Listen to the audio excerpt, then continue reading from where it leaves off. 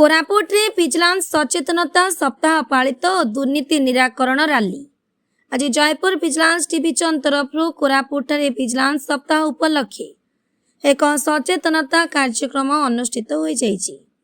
कोरापुट जिलापाल मनोज सत्यपान महाजन प्रथम एक सचेतनता रैली को उद्घाटन करथिबा बेले परे एहाकु नै स्थानीय सद्भावना गृहठारे एक सचेतनता सभा अनुष्ठित होइतिला।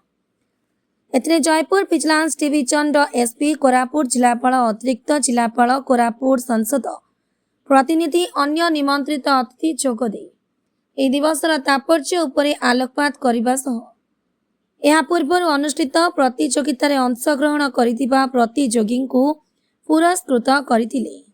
ए उपलक्षे मिशन शक्तिर एक मिलेट क्याबिन को कोरापुट जिलापाल उद्घाटन करथिले।